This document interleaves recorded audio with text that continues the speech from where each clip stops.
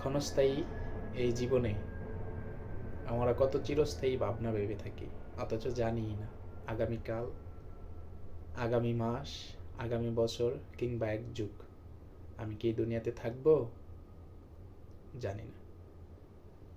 ইতিমধ্যেই আমি বিশেষ করে 28-29 বছর পার করে ফেলেছি আমার জীবনের বয়স। আলহামদুলিল্লাহ, আল্লাহ তাআলা এতদিন আল্লাহ তাআলার কৃপায় আমাকে তাহার জমিনে বাঁচিয়ে রাখছে, আলহামদুলিল্লাহ। কিন্তু এই অল্প কিছু দিনের জন্য আমাদের কত লম্বা সময় ধরে চিন্তা ভাবনা করি, ক্ষমতার জন্য, বাড়ি গাড়ির জন্য, যারা বিয়ে শাদী করে নাই যেমন বিয়ে শাদী করার জন্য, এভাবে অনেক অনেক চিন্তা ভাবনা আমরা করে থাকি, অথচ জীবন অত্যন্তই ছোট, অত্যন্তই ছোট। এই ছোট সময়ে আমরা এমন এমন কাজ করে থাকি যাহাতে বিভিন্ন হাদিসে এবং কোরআনে রয়েছে যে এই অল্প সময়ের জন্য শত শত লক্ষ লক্ষ বছর জাহান্নামের আগুনে পড়তে হবে। নাউজুবিল্লাহ, আল্লাহ মাফ করো আমাদেরকে। এই অল্প ক্ষণিকের সময়ের জন্য কিসের এত অহংকার, কিসের এত বড়াই, কিসের ক্ষমতার দাপট, কিসের নাম, কিসের যশ, কিসের খ্যাতি। আমার মনে হয় কোনো কিছুরই প্রয়োজন নাই, শুধু একটাই প্রয়োজন, আল্লাহ তাআলাকে রাজি খুশি করা। আল্লাহ তাআলার বিধান, হুকুম আহকামগুলো যেগুলো আমাদের উপরে ফরজ করেছেন সেগুলো মেনে চলা। সকলে আমার জন্য দোয়া করবেন, আমিও সকলের জন্য দোয়া করি আল্লাহ তাআলা যেন আমাদের সকলকেই পরিপূর্ণ হেদায়েত নসিব করে। জানি না আল্লাহ তাআলা কতদিন এই দুনিয়ার জমিনে রাখবে।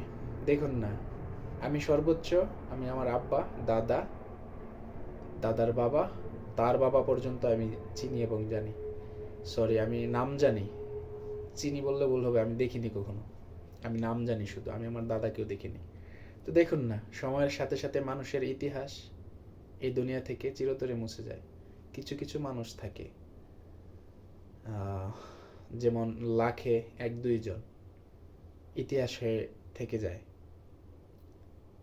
তো দেখুন না, সময়ের সাথে সাথে তো সকলের পরিচয় মুছে যাবে একদিন।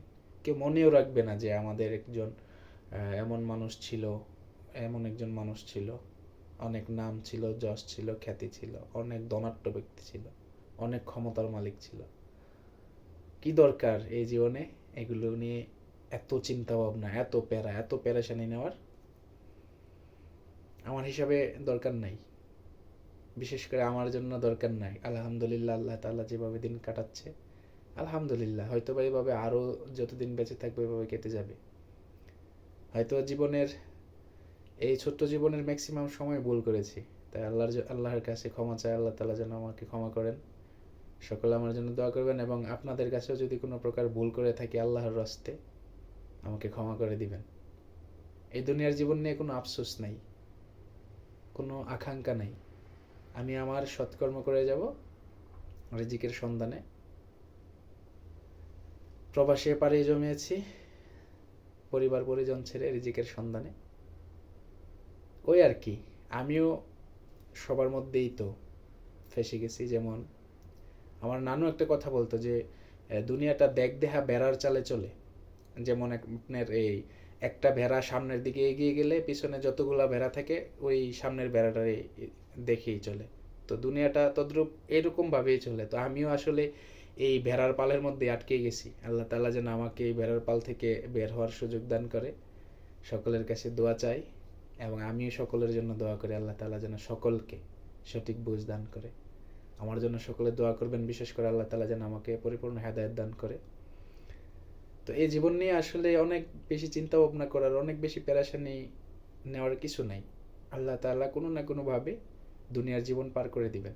দেখুন না, আপনি যে অবস্থানে আছেন, আপনি আপনার নিচের অবস্থানে চেয়ে দেখেন, আপনার চাইতেও খারাপ অবস্থানে অনেক মানুষ আছে। তাই জীবন নিয়ে এত পেরেশানি, এত চিন্তা ভাবনা, এত স্বপ্ন, এত কল্পনা করার কিছু নাই। জীবনটাকে সহজভাবে উপভোগ করুন, দেখবেন আলহামদুলিল্লাহ জীবন অনেক সুন্দর।